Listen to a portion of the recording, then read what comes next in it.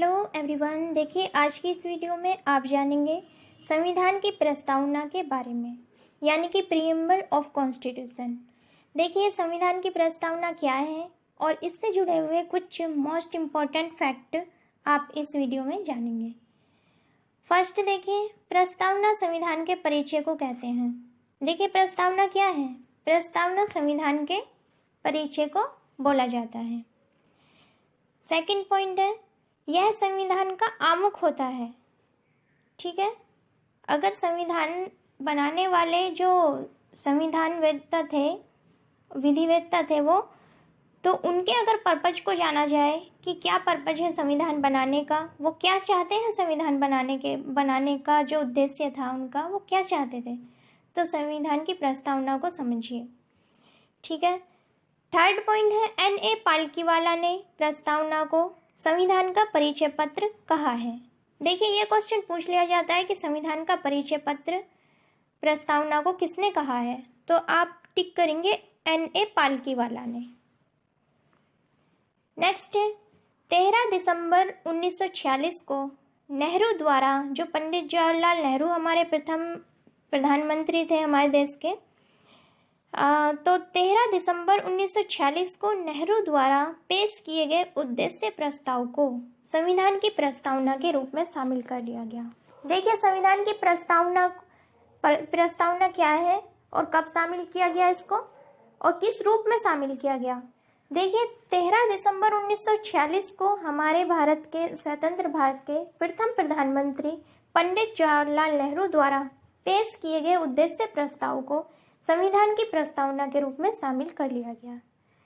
ठीक है, next point देखिए, अब जानेंगे आप भारतीय संविधान की प्रस्तावना है वो क्या है, उसको जानेंगे। मतलब उसमें क्या बोला गया है, क्या क्या प्रोविजन दिए गए हैं, ये आप जानेंगे। देखिए, हम भारत के लोग भारत को एक संपूर्ण प्रभुत्व संपन्न समाजवादी पंथ निरपेक्ष लोकतंत्रात्मक गणराज्य बनाने के लिए तथा उसके समस्त नागरिकों को सामाजिक, आर्थिक और राजनीतिक न्याय, विचार, अभिव्यक्ति, विश्वास, धर्म और उपासना की स्वतंत्रता और प्रतिष्ठा और अवसर की समता प्राप्त कराने के लिए तथा उन सब में व्यक्ति की गरिमा और राष्ट्र की एकता और अखंडता सुनिश्चित करने वाली बंधुता को बढ़ाने के लिए दृढ़ संकल्प होकर अपनी इस संविधान सभा में आज तारीख 26 नवंबर 1949 ईस्वी को एतद द्वारा इस संविधान को अंगीकृत, अधिनियमित और आत्मार्पित करते हैं। ये है भारतीय संविधान की प्रस्तावना। ठीक है, हम भारत के लोग, ये वर्ड लिया गया है USA के कॉन्स्टिट्यूशन से। ठीक है, बाकी जो प्रस्तावना के सभी वर्ड हैं जो बाकी है, ये ऑस्ट्रेलिया के संविधान से ग्रहण किए गए हैं। ठीक है, जो संविधान की प्रस्तावना है उसका प्रारूप जो हम भारत के लोग हैं, जो UNO का चार्टर है ना, UNO, तो हम भारत के लोग, ये तो वहाँ से लिया गया UNO चार्टर से। बाकी ऑस्ट्रेलिया की कॉन्स्टिट्यूशन से अपनाए गए हैं, ये बाकी जो आइडिया अपनाए गए हैं संविधान की प्रस्तावना में। मैंने देखिए आपके सामने प्रस्तावना किस प्रकार से दी गई है, क्या है प्रस्तावना को पढ़कर से सुनाया, और इससे संबंधित इम्पोर्टेंट फैक्ट भी आपने देखे। इनसे संबंधित क्वेश्चन पूछे जाते हैं। किस टाइप से पूछे जाते हैं कि भारत में संपूर्ण प्रभुत्व संपन्न या समाजवादी पंथ निरपेक्ष एवं लोकतंत्रात्मक गणराज्य, ये वर्ड कब जोड़े गए, समाजवादी वर्ड कब जोड़ा गया, पंथ निरपेक्ष कब जोड़ा गया, ठीक है, संपूर्ण प्रभुत्व संपन्न ये कब जोड़ा गया, इस टाइप से क्वेश्चन पूछे जाते हैं। और कितने प्रकार के न्याय हैं, 3 प्रकार के न्याय पूछ लिए जाते हैं कि प्रस्तावना में कितने प्रकार के न्याय दिए हुए हैं, 3 प्रकार के, सामाजिक, आर्थिक और राजनीतिक न्याय। ठीक है, न्याय से पहले कितने वर्ड है, एक सामाजिक, एक आर्थिक, एक राजनीतिक, तो 3 प्रकार के तो न्याय का प्रोविजन दिया गया है प्रस्तावना में। स्वतंत्रता पूछ ली जाती है कि प्रस्तावना में कितने प्रकार की स्वतंत्रता का वर्णन किया गया है, तो स्वतंत्रता से पहले कितने वर्ड है, देखिए, विचार, अभिव्यक्ति, विश्वास, धर्म और उपासना की स्वतंत्रता। ये ऑब्जेक्टिव क्वेश्चन के रूप में पूछ लिया जाता है, जो पॉलिटी के क्वेश्चन पूछे जाते हैं प्री एग्जाम में। ठीक है, समता कितने प्रकार की दी गई है प्रस्तावना में, प्रतिष्ठा एवं अवसर की। तो ये 3 क्वेश्चन तो यहीं से बन गए। पहला तो ये बन गया कि समाजवादी पंथ निरपेक्ष ये वर्ड कब जोड़े गए, तो 42वें अमेंडमेंट के द्वारा जोड़े गए 1976 में। ठीक है, इसको याद रखना है। और दूसरा क्वेश्चन ये पूछा जाता है कितने प्रकार के न्याय की व्यवस्था की गई है प्रस्तावना में, 3 प्रकार के, सामाजिक, आर्थिक और राजनीतिक, ये याद रखना। और कितने प्रकार की स्वतंत्रता है, 5 प्रकार की। कौन कौन सी,